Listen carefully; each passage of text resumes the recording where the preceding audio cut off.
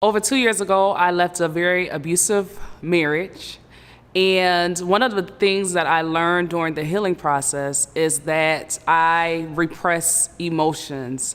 It's a thing that I learned to do as a coping mechanism. So I wanted to give this disclaimer before starting that at times I may seem disconnected from the story I'm telling. At times I may do a little I don't think anything is funny. That was a coping mechanism. And at times I may tell the story in a way that seems very matter of factly type of way. The story is very real. The things that I am telling are very real. The things that happened were very real.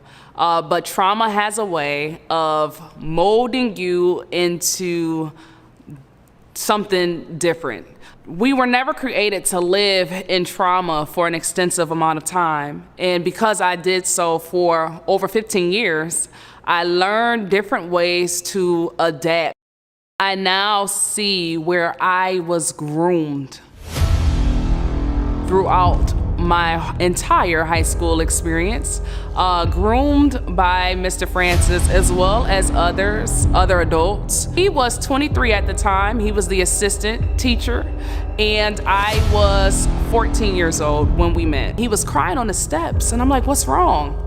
He began to tell me that this person said if he didn't pay for his therapy, that he would call the cops. And there were so many people coming forward with their stories, and if they weren't sending them to me, they were sending them to people I know, and I was receiving screenshots like, oh, he did this to me too. I noticed that the lies began to become more and more extreme.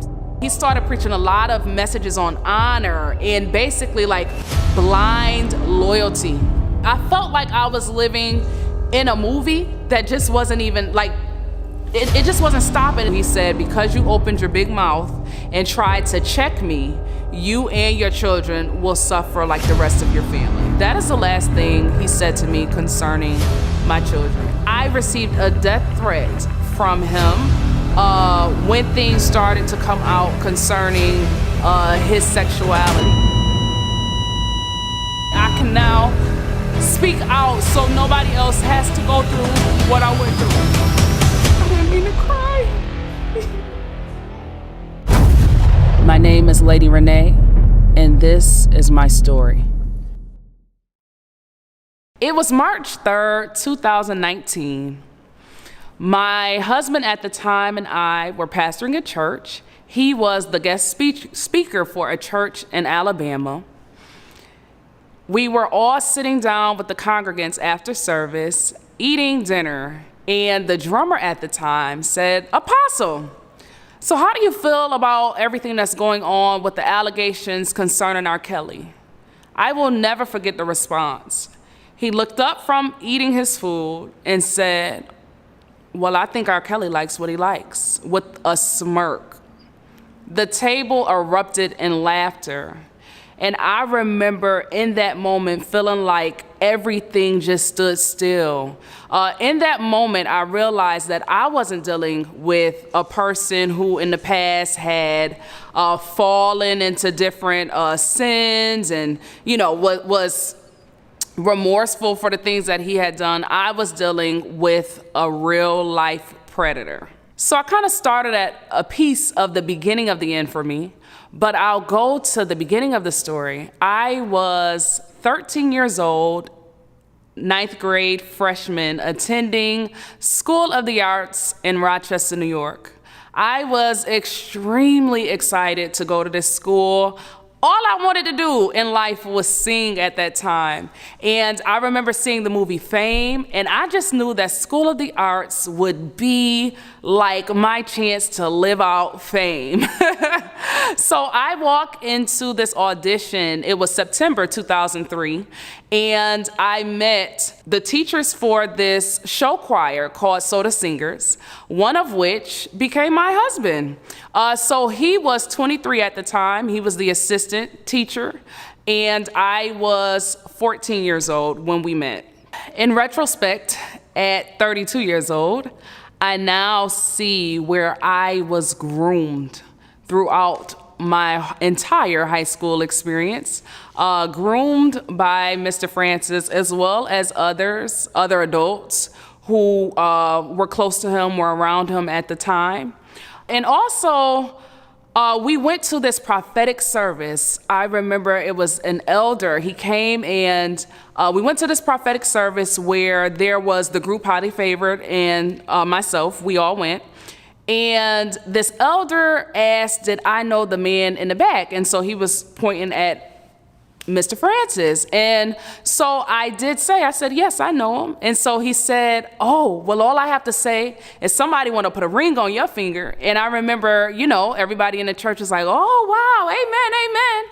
And so naive, young, a child, I took that as a sign from God that this is what God wanted, because a man of God who was from out of town was saying that this is what, you know, God said a man want to put a ring on your finger. I even went to premarital counseling with Mr. Francis. I was 17 years old. He was 9 years older again. He was 26. And we went through counseling, premarital counseling. You know, now as an adult, I would never counsel two people those age gaps. And so again, it shows how it wasn't just him acting alone. There was a community who was supporting this. And so May 7th, 2007, I turned 18. It was a Monday. And I remember him asking me to marry him on that Friday. I said no. I said no because my family at the time didn't agree. And honestly, you know, I was 18. There were still some other things I wanted to do. I remember telling him, I want to see the world. And of course, he said, we'll see it together.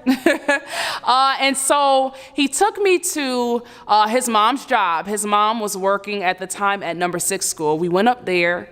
And I don't know what he said to her, but she came back in her classroom and asked, like, hey, can we talk?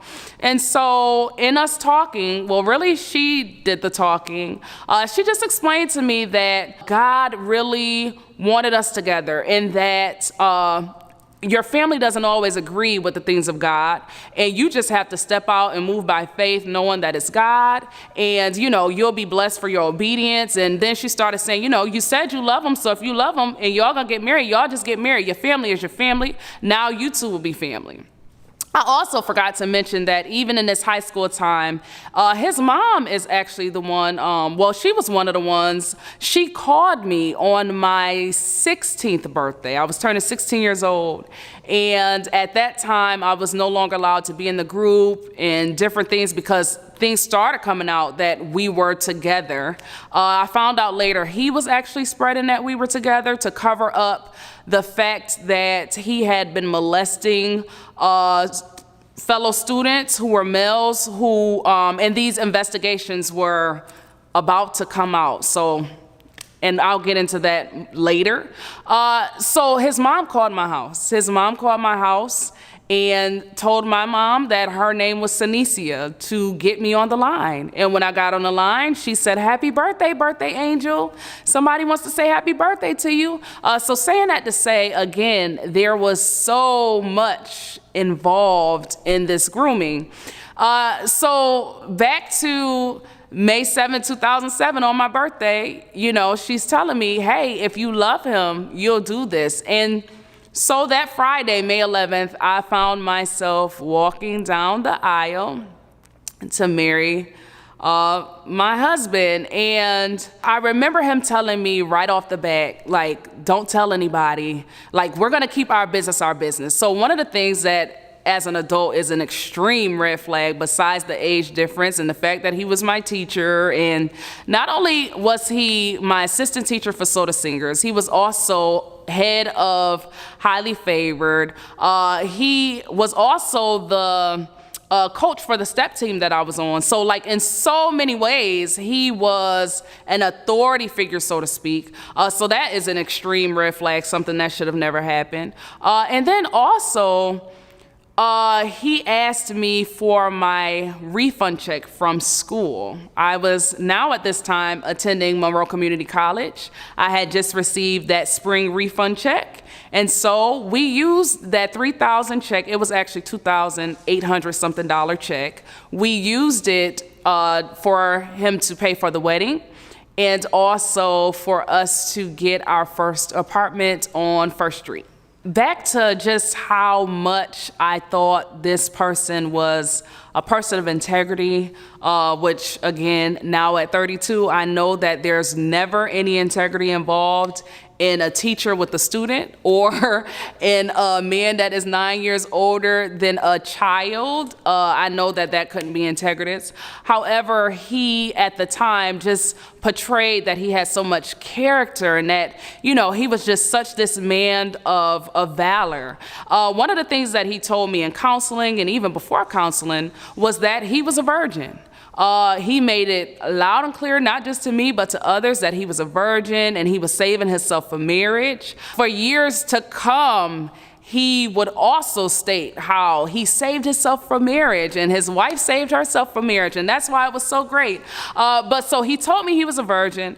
He did mention that a few female students while he was a student, so they were all in high school at the same time, performed oral sex on him in the basement of School of the Arts, but he only did it because of his friends, and of course he said first and last names of all parties involved. I thought I was marrying somebody who, again, was a virgin. I remember going to the doctor early in our marriage because I was having a problem. I went to the gynecologist, and I just remember him being extremely nervous. And so it was a little strange. He ended up telling me that he was nervous because, you know, things can show up later. And so although it had been 7 years, he had not been with a woman 7 years prior to me, because again, he was saving himself for marriage and all women just wanted to rip his clothes off. And so he told me how sometimes things, STDs and different things, could wait and show up 10 years later. I was a virgin. I was like a real virgin where I didn't do anything with anybody, nothing oral, nothing at all, like virgin. And so he was afraid that something would appear and that it would be from him. That was one of my first clues that something probably wasn't right with what he told me. However, I dismissed it as my husband is just concerned with my health and well-being. On January 31st, 2009, my husband at the time was installed as pastor of his grandmother's church of 42 years. I was 19 years old, so literally the youngest first lady in the city, and probably like, we had started honestly researching. I was probably like one of the youngest first ladies ever. And first lady is just a term that is used when you're a pastor's wife in a lot of African American churches. And so with that responsibility, I really wanted to make sure that God was pleased, that God was proud, and that I was doing his name justice in walking this out in a way that pleased him, and showing people that just because I was a youth, it didn't mean that God couldn't use me and that he couldn't use me mightily. I just knew I was married to a man who wanted the same, who really wanted to please God, and I believed at the time that was why we were pastoring, to please, to serve, to honor God, to serve his people the way he would have us to do it. Also at that time, I was told that I officially had endometriosis, that I also had PCOS, and that it would be difficult for me to conceive even in that time, and had I waited until later, I could possibly never have children. I didn't have the biggest problem with never having children. However, my husband really wanted children. I was kind of at that time willing to risk waiting some more years, because again, this time I'm 19, we have a new church, and you know, it's just a lot of things going on with that. I wrote a book about that. But to please my husband, and realizing that I was married and that it wasn't just what I wanted, I went through 3 years of fertility treatments. I went through going back, it was actually 2 years. It's 2 years of fertility treatments. And I had in that time 6 miscarriages, but he really, really wanted a child, and I really wanted to give him what he wanted. In March of 2011, right when I was around 4 or 5 months pregnant with my daughter, we left that church, his grandmother's church, and we began the Life Giving Word Center that April of 2011. In August 2011, I had my daughter, which was just a miracle within itself. 8 pounds, 3 ounces. Was just so happy, so excited, and just very, very thankful. Very, very, very thankful to God after all we had went through, that she came here and she was healthy, she was well.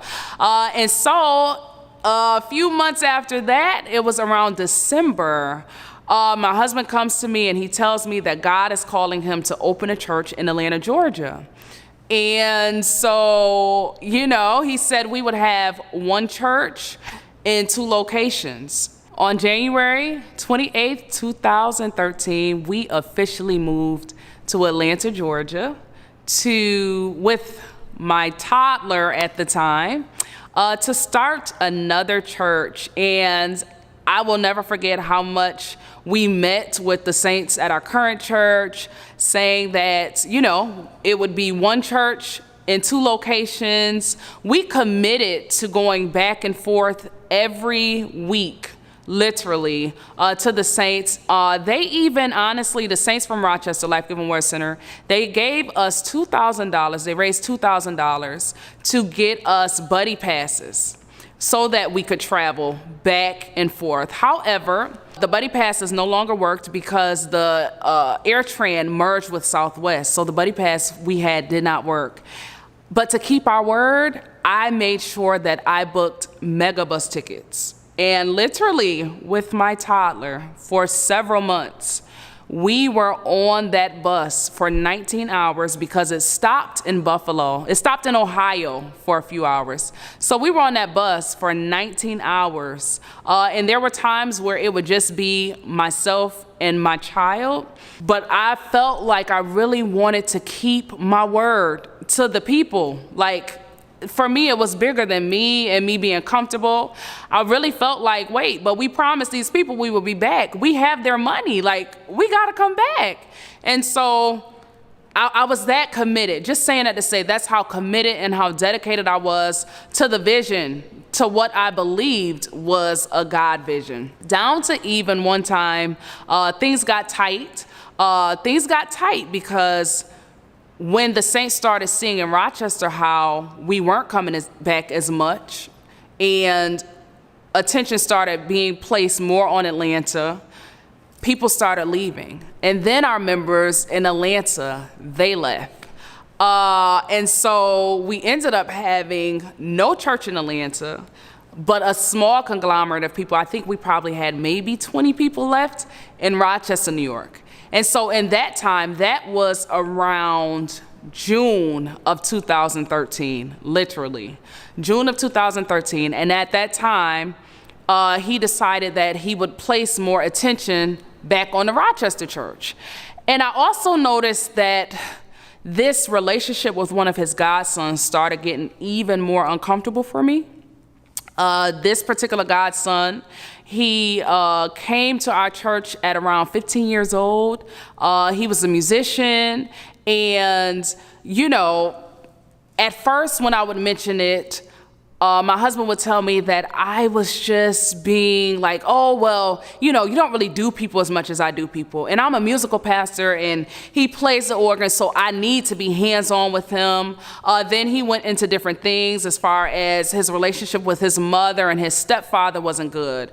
He went into different things as far as this person didn't know their father. And so all of these things he was basically using against me to say, shame on you for not allowing me to mentor him properly because you're feeling jealous. And so I put it way in the back of my head. I said, okay, because God knows I don't want to be jealous of anybody, and especially not a young man who needs help, a young man who's really seeking a father. And so fast forward to August of 2013, we are now faced with the dilemma of being evicted from our home. First time being evicted from our home. And so he went to preach a revival in Fort Lauderdale, Florida. And when he came back with enough money to possibly save the home for like a month or two. However, he knew in that time, like he had no way of us basically like sustaining it. And so he decided that we would put all our stuff in a car that we could, and we would go back to Rochester, New York. I want to mention this, and this is, some people will probably think this is small, but it was big to me. While he was going to Fort Lauderdale, Florida, when I say we were about to be evicted from our home, also, like, we did not have running water. The water was shut off. Like, so it was myself, my daughter, who was about to turn 2. I'm literally pouring water we're in a mansion though, the mansion he put all on Facebook when we moved. And I'm pouring water in this mansion so we can use the bathroom and it can go down, like while he's gone. Also, I remember, I'll never forget, looking for change in the seats of the couches. I was looking for change, and all I wanted to do was get noodles. And they were 79 cents at Aldi's that was down the street. So I remember getting it was like 90 cents that I found. I was so thankful, like, oh my God, thank you, God. As I'm driving with my daughter in the back, I realized that there was no gas in the car. And so I'm on 138 in Stockbridge, Georgia. And I'm driving like, oh my God, please let us make it. Like, please let us make it there and make it back. I'm just getting noodles. And I was just getting noodles because for 2 days straight, my child and I literally ate a cake mix. I had what is that thing? Not a griddle. It was a skillet that you place on the stove, and we had cake mix left. And so I was making her pancakes, like, oh, here, baby, we got pancakes, trying to, keep it happy. So I made it there. I got the noodles, and, we made it back home. When he got off the plane, I remember him it was her birthday. It was August 12th, 2013. And I remember him saying, like, wow, you guys look so nice. Because I was that wife that I felt like he was struggling. He was already having a hard time. Like, what was I going to do? Make it, oh, you having a hard time. And again, I'm thinking, this is a man of God. And honestly, one of the things that he would say all the time is that this is building our testimony. So honestly, I would hear people's testimonies, such as Bishop Jakes' testimony, when, they would go through certain things before, and then they get to this better place. And so I thought that's what it was. I thought that through this, God was building character. That's why I didn't phone a friend or phone a relative who would have gotten me out of there, because I'm like, no, this, and I was told by him, this is God building us. And then also, I'm just like, okay, so I was quoting the scriptures, endure hardness as a good soldier. I was keeping a smile, not to keep an appearance, but because I thought I was going through, and I was going through gracefully, and soon this would be a testimony. But what I didn't know, that there is a thing to suffer for righteousness' sake, but I didn't know that a lot of the suffering that was happening was because it wasn't suffering for righteousness' sake. It was my husband reaping things that he had sown. And because I was connected, I was a part of receiving that harvest as well. August 12th, when he came back from preaching at this revival, August 12th, 2011, my daughter and I, we were dressed up, and it was her birthday. I wanted it to be a special day. So we went to eat, and while we were eating, he discussed that it would be best for us to go back to Rochester, New York, just for a short time while he could just get things together really quick, and we relocate back to Georgia. And so I agreed. We packed what we could in the car, knowing that any day the sheriff would be there to get everything out. And so, when I said goodbye to the house, honestly, I said goodbye to everything. And when I say everything, I mean everything. All we could fit was what we had in the car. So all of the things from like when my daughter was born, just everything you can imagine, it was all gone. We're back pastoring this church in Rochester, and it's not really going well. People are extremely disappointed. which they had every right to be. And it just appeared to be like something that it wasn't. We ended up staying in a woman who he calls his sister. She's still my sister to this day. We were staying in her one-bedroom apartment that she graciously gave us. And he kept telling me how much he did not want people in our business because, you know, people wouldn't understand what we were going through, and we just needed to keep it our business. And so I would go see my family, see my friends, and I would say absolutely nothing. I was an extremely loyal person. I still believe that confidentiality is important. And again, because I saw how he moved, at this point, I did see how he moved as it pertained to like his friends. I saw that he didn't really hold information, so I did not want him to have any information of any of my friends, so I had no problem keeping things between us. And so it was January of 2014. I remember laying on the bed, and I hurried up and jumped up. And I jumped up and I said, was this godson musician here? And he said, yeah, why? And I said, well, because I just closed my eyes, and when I closed my eyes, I saw his behind sitting where my head was. And so he's like, oh, whoa. And I knew he had to sit on the bed because we only had a bed in the entire apartment. There was not a table. There was nowhere else to be. And again, this was a place that it was just supposed to be he and I, knowing that we were there. So that happened. And then it might have been 2 weeks later, I wake up from a dream where his phone is glowing in this dream. And so I wake up from this dream, and it was about maybe 3 in the morning, which that wasn't a strange time for me to wake up because at that time I was on a prayer line that was Tuesday through Thursday at 4 a.m. And so I woke up and I just saw the phone. I went in it. When I went in the phone, I saw more than I would have ever imagined seeing.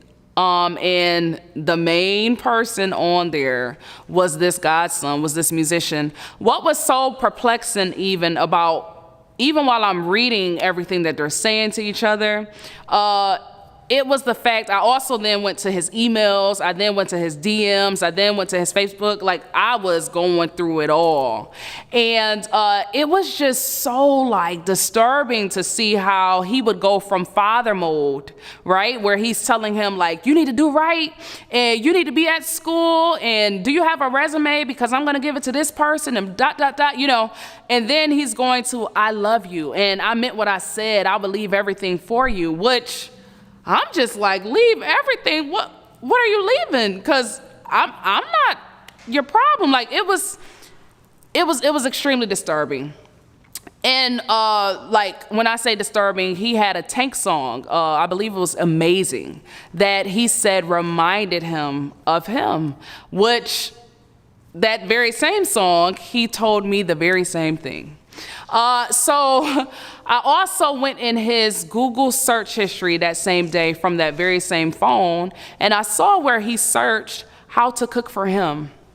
And that was just, again, extremely strange, because then when I looked at his text messages, he was saying, hey, I'm cooking for you at my mom's house. What would you like? You know, then I saw where he was saying, First Lady and the baby are not here. Can you come hold me? That particular message, the other individual did not respond. The most disturbing message for me was the one where my husband, who was also this person's pastor, godfather, was telling him that maybe God had this happen to show him what love was, and to show him love that was patient, love that was kind, love that saw no wrong. Like, I'm literally reading this and almost not believing that I'm reading what I'm believing, that someone would literally take the scripture, right? 1 Corinthians 13, and try to twist that for this. And so I did not confront him that night. Again, at 4 a.m., I was scheduled to be on a prayer line. And so I was on that prayer line listening to the prayer. And I believe that prayer helped I believe that prayer on that day is why I'm still here today and not in a different place. And I'll just say that like that. That Friday, which was a day later, we had a rehearsal where I would be meeting the musician's girlfriend who was coming from out of town. And we were having this rehearsal for a new group that my husband at the time was starting. So I remember, I didn't confront him, but I remember feeling so angry, so numb. I had a hat on my head, and I just felt like, I remember when she walked in, I felt like I just wanted to blurt it out. Like, do you know that they with each other? Like, are you aware that this is what's happening? And I knew that she wasn't. And so I remember being very quiet in that particular rehearsal. Like, I said hi, and that was it.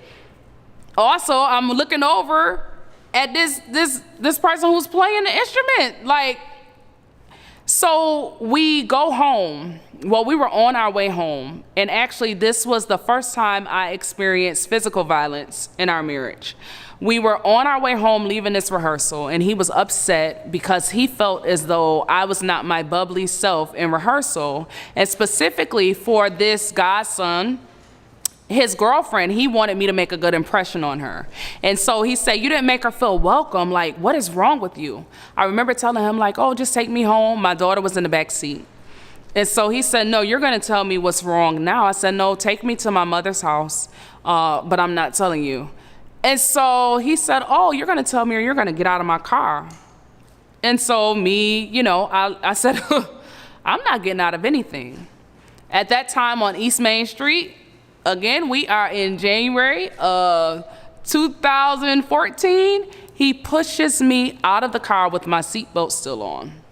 And so I did get back in the car, and I got on him, and physically I retaliated until I heard him screaming, our child is in the back, our child is in the back. I mean, he was saying her name. I don't want to say her name on this, but he was saying, look at her, look at her. And so when I saw her, I saw my daughter and her eyes just so big, like, what's going on? Like, in the horror. And so I sat down.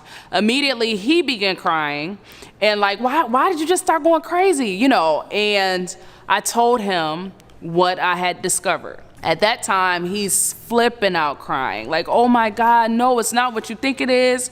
We were really just playing. This is how people play a lot. He went from that to saying, so really, I've been scared to tell you that he was coming on to me this whole time. And he began to tell me, like, you know, I didn't understand young people and how when they do receive love and attention from father figures, sometimes they'll twist that. He called it the hero syndrome. That's what he was telling me. He's like, you know, there's this hero syndrome where when you're helping people, they will often start liking and loving you. And I was trying to catch it. I'm so glad you caught this. Like, please don't leave.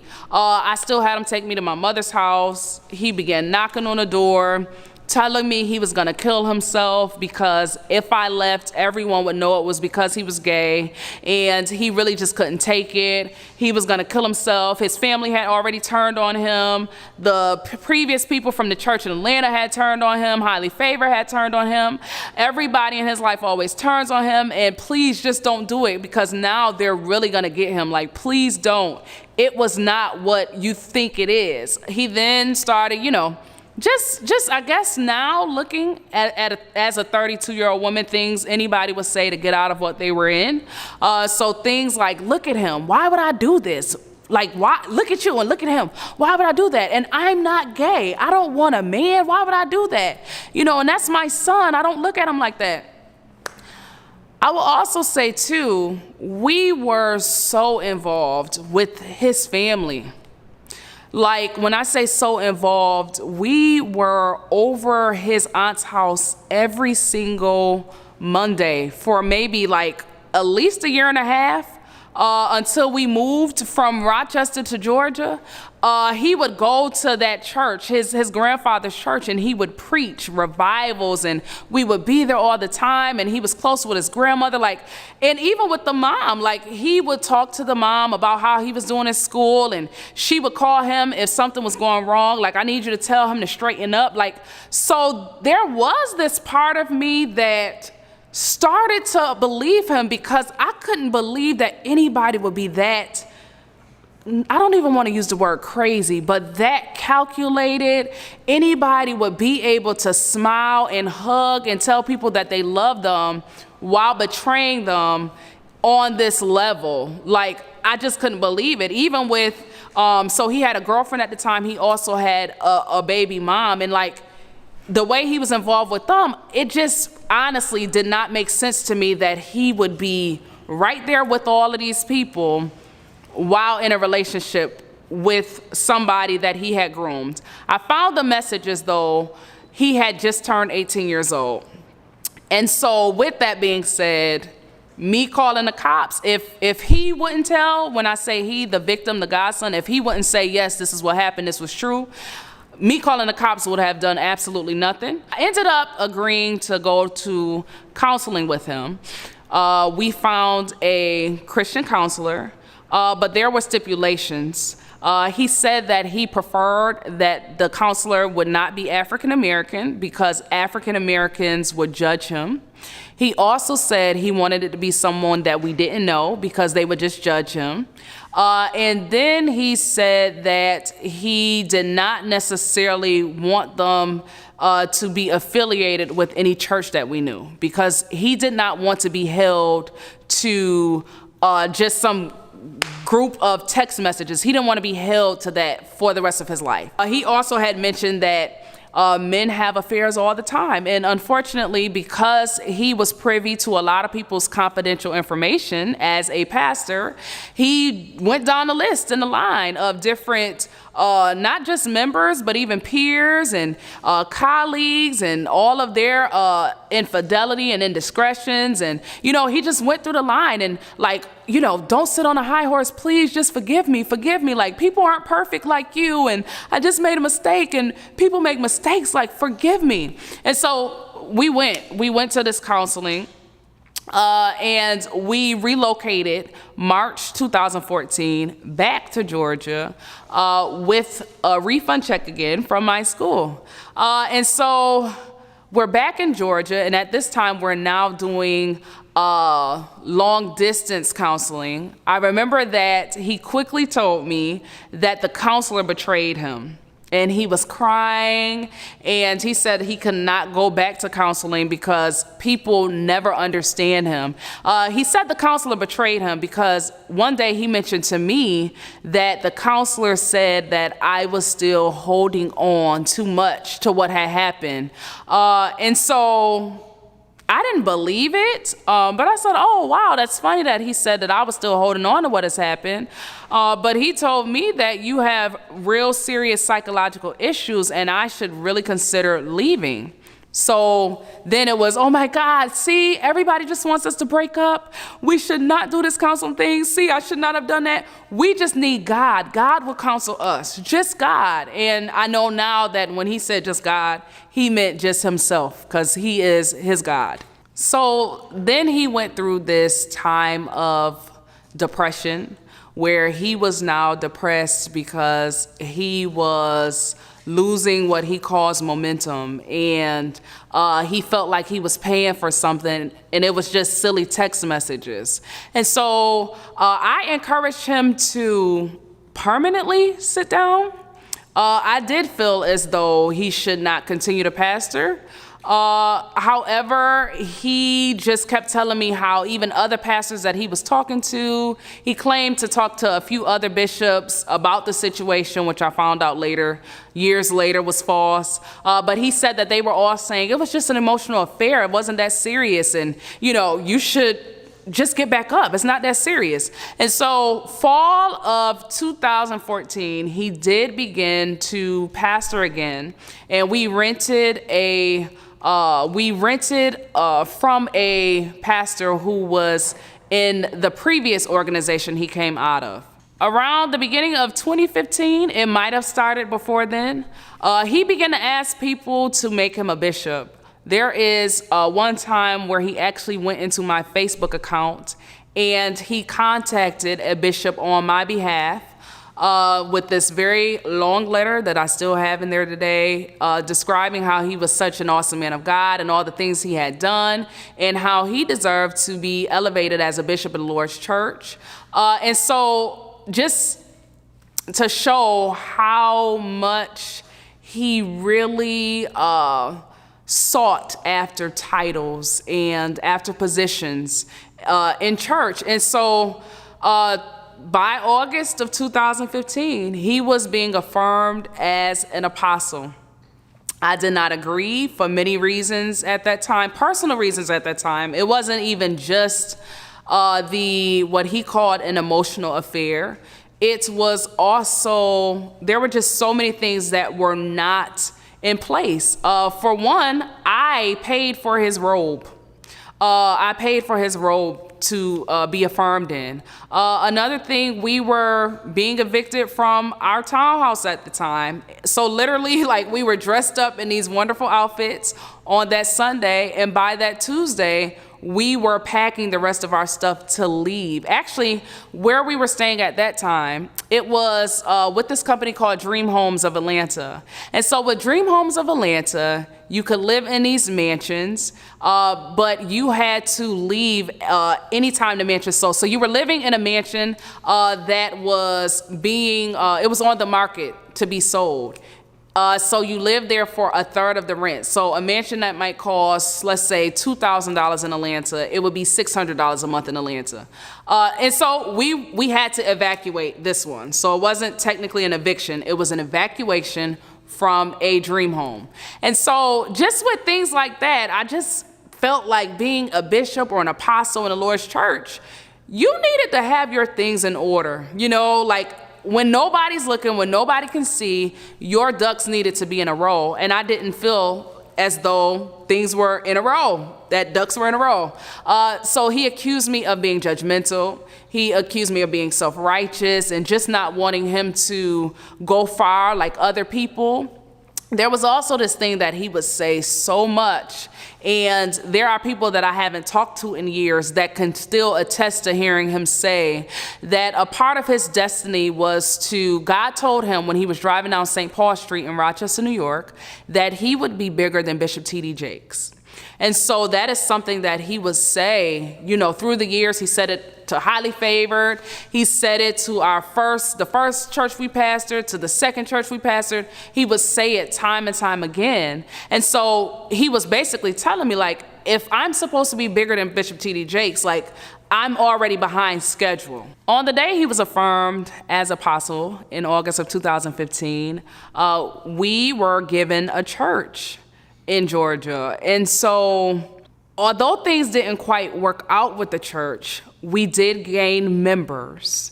And I noticed that there was a major shift in the way that he was pastoring. For one, I will say that all through the years and through every single church, even starting with his grandmother's church, we always had an assistant pastor. Like, we always had a female assistant pastor, and typically she was always much older. And so much older, one thing I can say about every last one of them, they were all very trustworthy women, very honorable women full of character and integrity, and women in which he would make myself and that woman, because we had several different assistant pastors for the different churches, the face, so to speak, of the church. And so he would hide behind our integrity by saying things like, oh, Pastor such and such would not go for that. No, you know we ain't doing that. Or, you know, like, just different things. And I now realize, like, oh, we were the face, but in reality, we really did not have much to do with we didn't have anything to do with anything negative. And so we really didn't even know of, like, the dirty work, so to speak. August of 2015, he was reunited with different people. Different people came to the church. Like, there was a large amount of men now and men in which he put in position. These men, and it wasn't all of them, but a lot of them, they began to do what I would call his dirty work. They would carry out different things, and I'm not saying that they always knew exactly what they were doing, but they did things for him without questioning what they were doing. And so one of his things that he would say now from over the pulpit, I noticed that church started to become like even more of like an occult. He would stress that we were a big family. And one of the things he would say is that, you know, we need to stay in love with each other. And I hated that term. I'm like, no, we can love each other, but why do you keep saying in love? He would also say things like, we're all we got. And I never felt that way. As much as I loved and honored the people at our church, I never felt like they were all I had, you know, but he would tell them, you know, half of y'all families don't like y'all anyway. My family don't like me. Like, we're all we got. So we need to stay in love and stay together, and don't let people talk you against your man of God. And, you know, he started preaching a lot of messages on honor and basically like blind loyalty. One of his favorite phrases was, I'm like Jesus. And Jesus said, if you're my friend, you'll do as I say. That's how I am. I'm like Jesus. And so I noticed that at that time, his friends got a lot closer to him, and he started pushing me further away. It got so strange. I remember I was preaching one time, and I just began to tell the saints, you know, how Jesus died so that the veil would be torn. And when he died, the veil was destroyed. And so now we could go to God for ourselves. I remember getting home, and he was so angry. Like, why would you tell them that? And he used one of the men in particular. He's like, you can't tell people like such and such that. They'll go crazy. Like, you can't tell them to just hear God for themselves. They'll go crazy. Like, that is so irresponsible of you. And I just remember sitting there like, irresponsible? Like, what in the world? I noticed that the respect for women started going down. There were just different things that were said over the pulpit, like, you know, woman, don't be like Job and have a crazy wife, and, you know, or you don't want a woman that's like Lot's wife and turn back. And there were just all these different things where it was like he was saying one thing, but he wasn't really saying it. And so I would sit there, and then after church, confront him like, hey, so what did you mean when you said this? And of course, he always had an explanation, but what couldn't be explained was the conduct after church at the table. So at first we were going out to eat every other Sunday with like the mothers from the church and the older pastors and different things like that. And it was a good time for me. And then that changed to, okay, some of my sons are coming out. So it was now some of the men from the church. Okay. And then it became, just the sons. And so it was just the sons and myself. And then at times it would be a girlfriend or two. However, the conversations would be so disturbing. I mean, I can give a literal scenario. We're in Papados on a Sunday after church, and one of the people that's with him right now, a young man, he said, hey, so if a man gave you $1 million, would you do it to him? And then and at this time, my husband responded, well, I wouldn't, because he was offered, allegedly, $40,000 by the administrator from that choir that I was in high school. And so he said, no, I was offered $40,000 to sleep with a man, and I didn't do it. And again, I'll say allegedly, because that's what he says. Other conversations, Cheesecake Factory. I had just prayed for a woman at church in the service right before we're sitting at the table. And I'm with my children at these tables, by the way. And so one of the young men said, hey, so would you hit it? Would you hit it? Would you? And they're going down the table of who would sleep with this woman, right? Because it seemed to be like she, lived a life where she may have been a prostitute, but was coming out of that life. And so they were mocking her, basically saying like, would you hit it? Would you hit it? Would you hit it? Oh, I know he would. I know he would. And so when I caught what they were saying, I remember saying, wait, what? And so My husband then says, oh yeah, don't talk like that with First Lady at the table. And I said, First Lady at the table? What about you? You're their whole pastor. So he became like, he was so upset, but he knew that he couldn't flare up because he then didn't want me to respond in front of everyone. I noticed that the lies began to become more and more extreme. So at first, you know, he would say something that wasn't true over the pulpit, and after service I would question him about it, and he would say, oh, I'm so sorry, baby, thank you for telling me, like, I don't remember details as well as you, most people don't, like, I'm sorry, that was just a mistake.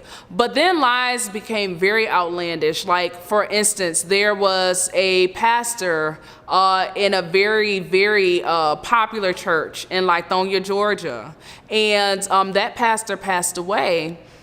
He got up one service. I was actually not in the room. I was in the office feeding our child, and I heard him get up, and he told the saints of the church, wave bye-bye.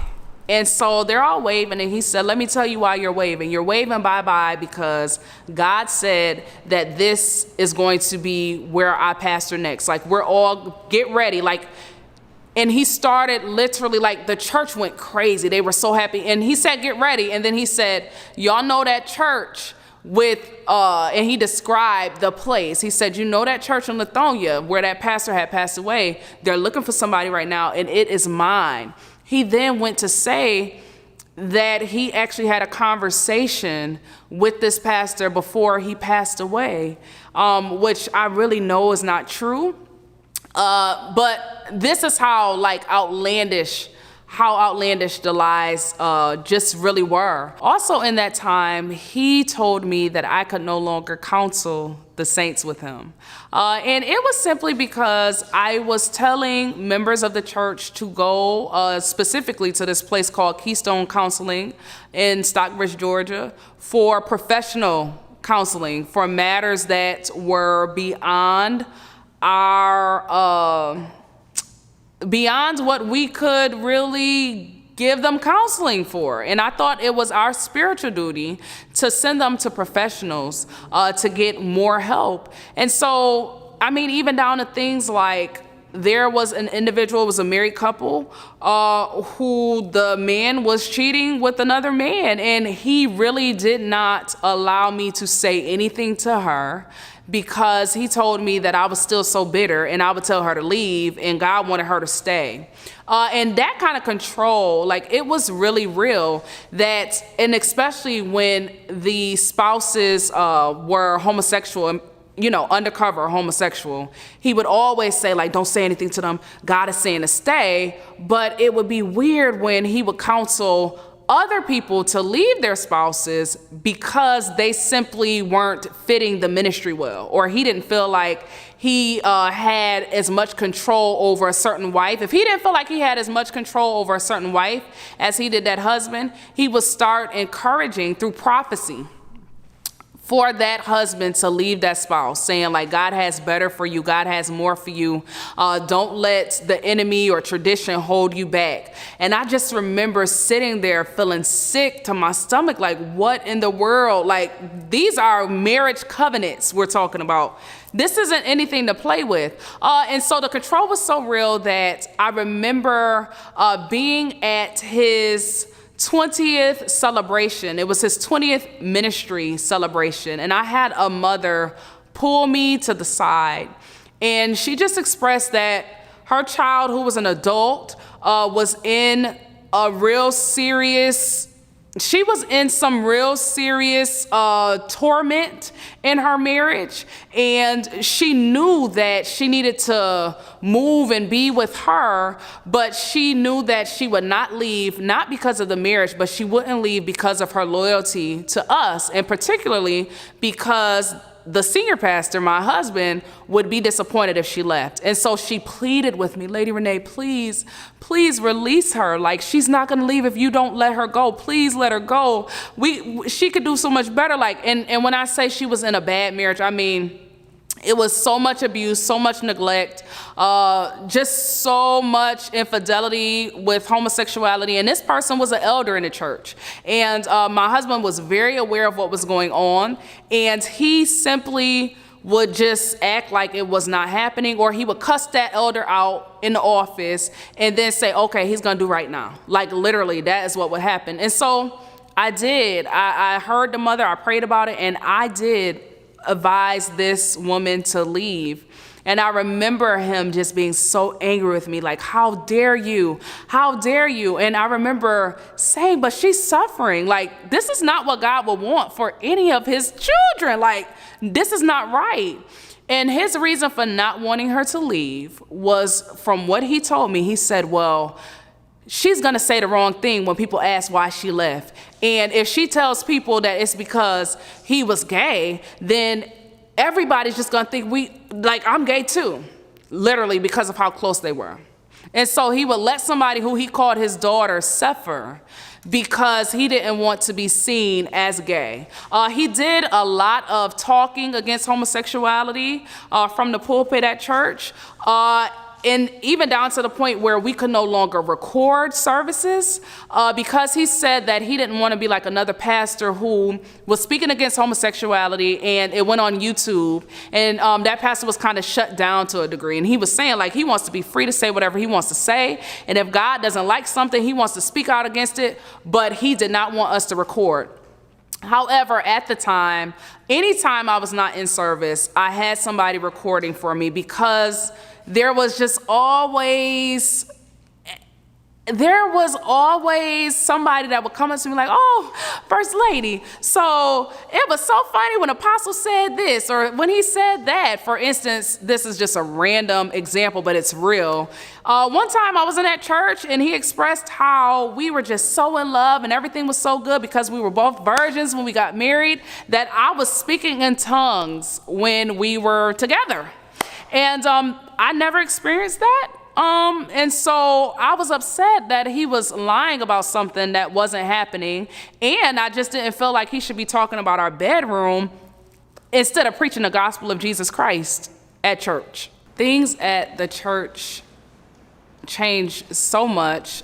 He also started changing the type of company he kept when it came to colleagues, like different preachers.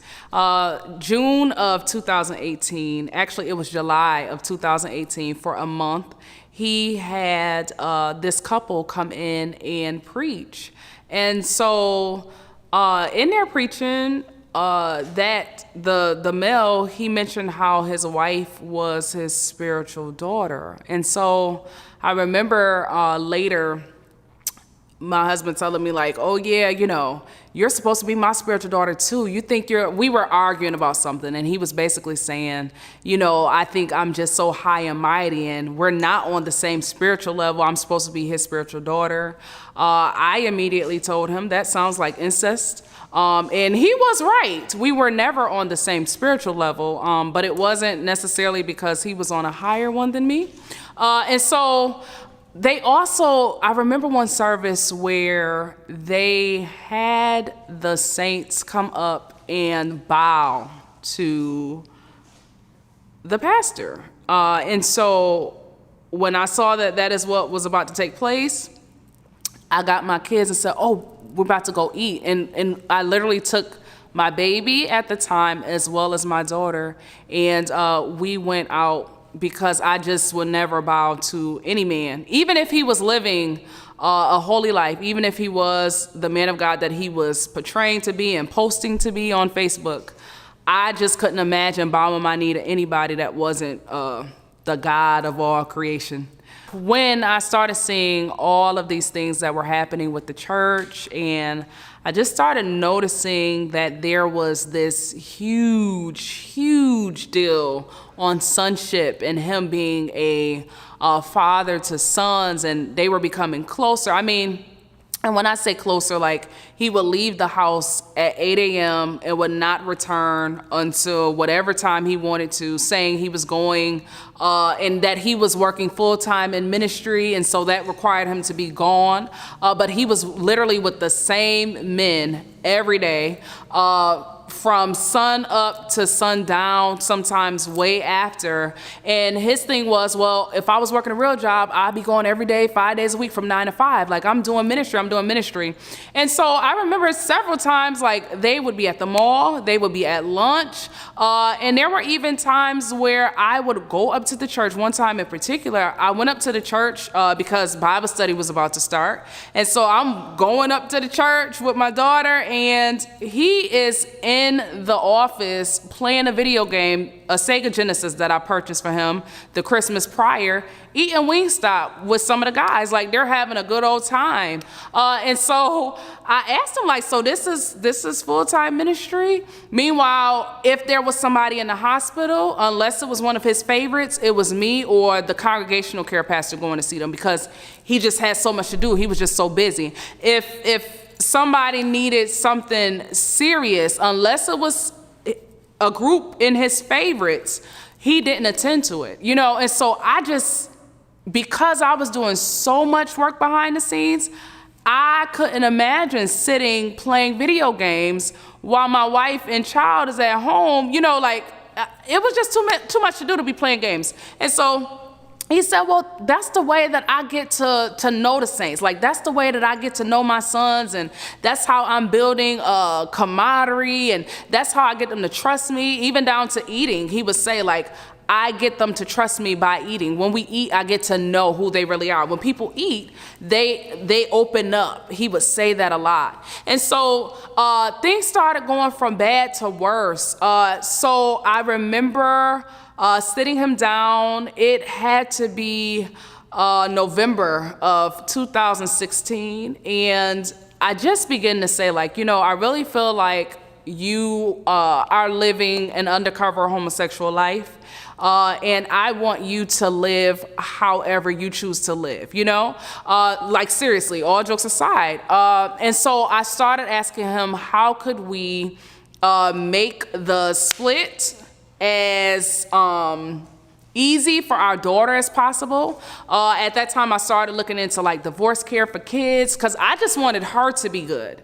Although he wasn't very active in her life, she still had the illusion of having a father present, because he was still there, although he wasn't present. And when I say that, how present can you be if you're spending your days monitoring the Facebook pages of your saints? Like, it would be like, okay, baby, you know, until he wanted a picture to post. And so with that said, he began telling me, like, you're selfish and you just don't want to do what's right for the ministry. And what about the saints? And they're going to suffer, and don't do this, don't leave. And so I remember him becoming irate. And for safety reasons, I said, okay. However, at that point, I did reach out to someone, and I was making a plan to leave. Literally, it wasn't even a week later, I discovered that I was pregnant. And so in me discovering that I was pregnant, I was still determined, like, okay, well, I'm still gonna leave, actually. And he just began begging me, like, no, this is God. Like, this is God. The fact that you're pregnant right now, this is God. He had wanted another child. He wanted a son, because he would be the one to carry on the name. He doesn't have any other people in his family with his last name as far as his father is concerned. And so it was very important for him to have a son. So he was just saying, no, God answered our prayers. And not only did he answer my prayer, but also I get a chance to show you and prove to you that I'm going to be a good father. I didn't do good when our first child was born. And so I'm going to do so much better.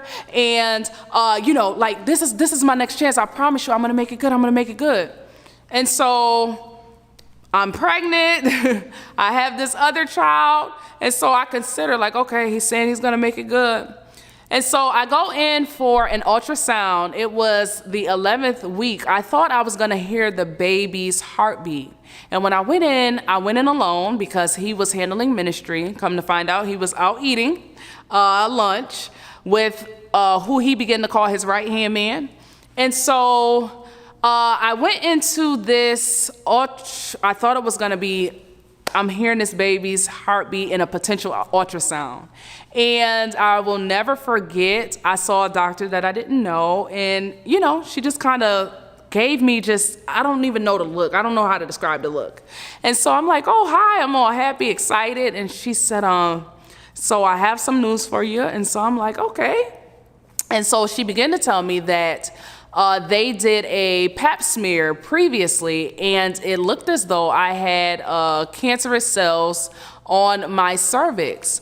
So I'm like, okay. However, they would not be able to fully tell if I had cervical cancer or not until they did a biopsy.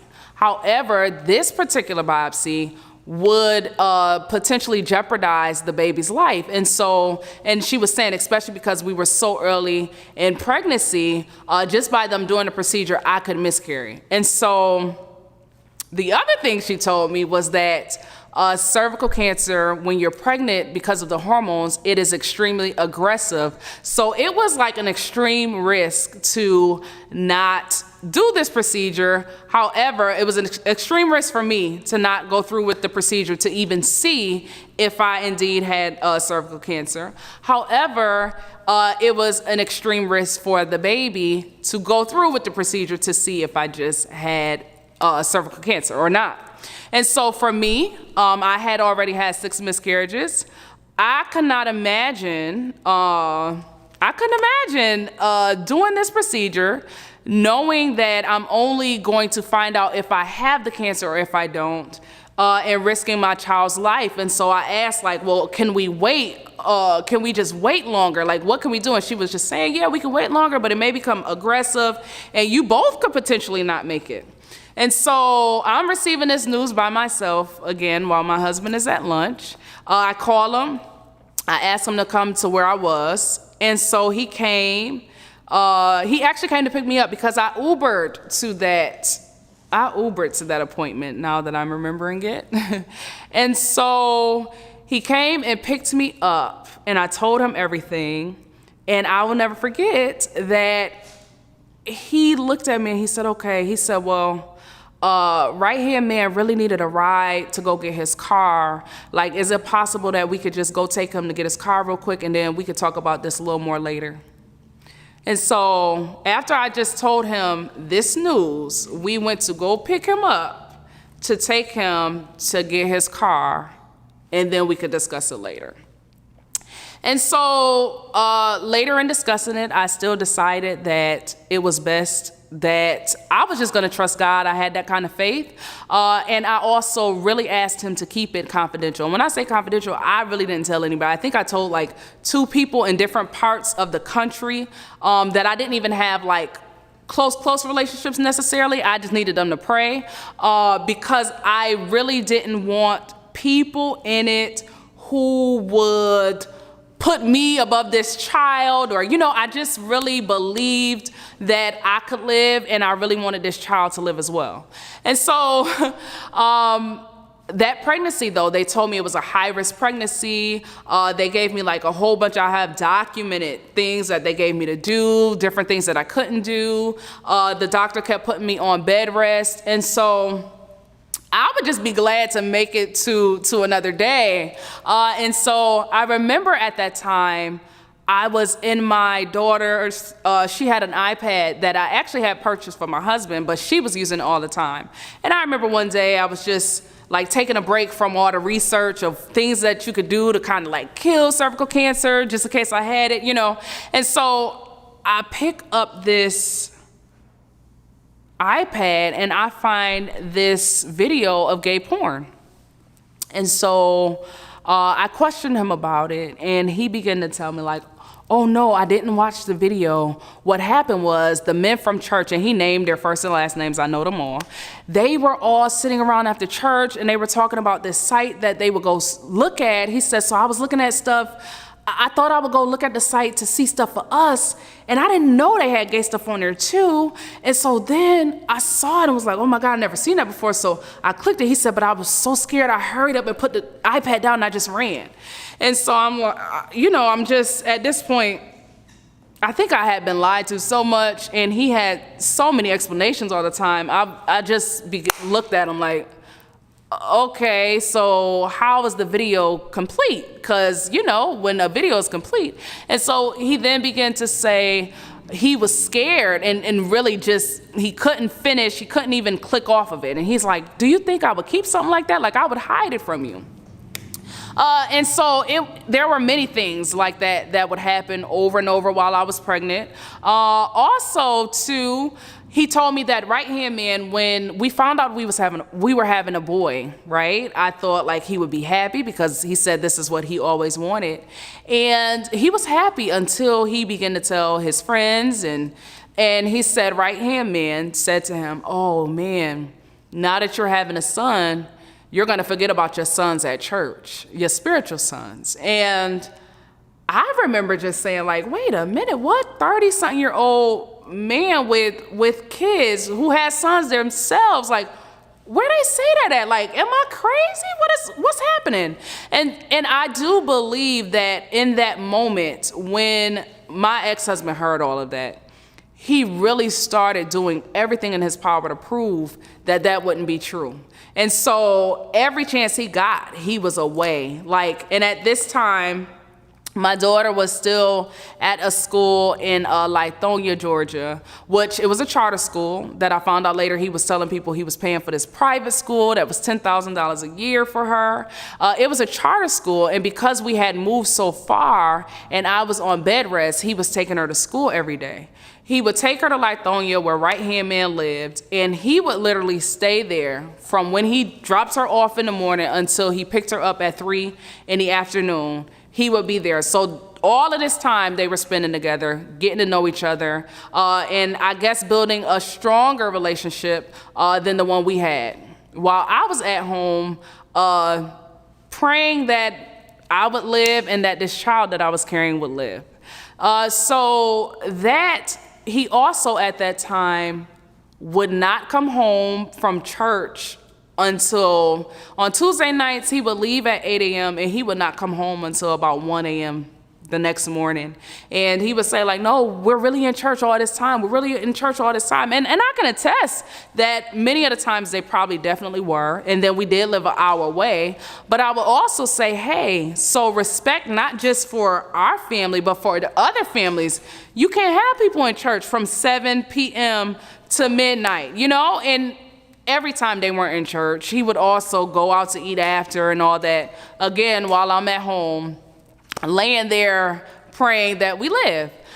In this time, I will also say that he started to wake up. This is the beginning of when I would wake up, and in the middle of the night, he would be standing over me, or he would be looking over me like this, and I'd be like, what's wrong?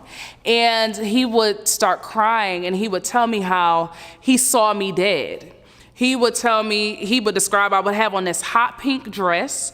He described how my hair was in this pretty high bun, described like the jury I had on, all of that stuff, described the different pastors and leaders that were there, who was crying, who wasn't. Like, he would go in great detail of how, like, I keep having this reoccurring dream of you dead, like, oh my God, like, oh my God.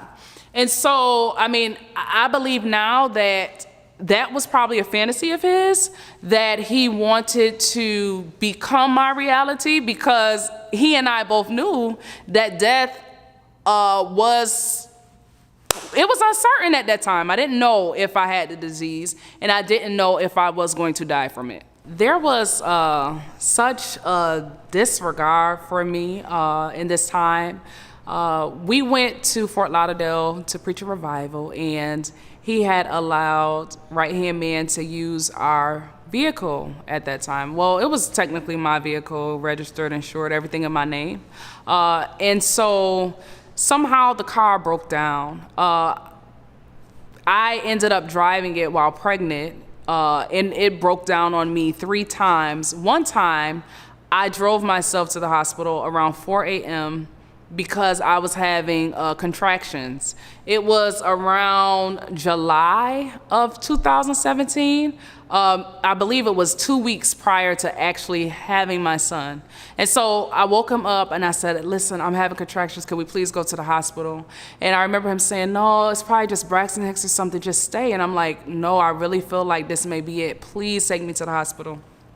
he refused. He said, well, I'm tired and they're just gonna have us there all night, and you know that be making me not feel good, and I got a lot to do in the morning, like just lay down. I said, I really need to go. And so I did go. There was something of concern, a reason why I needed to be there. I'm glad I went. And when I was released the next morning, the car broke down on the way home.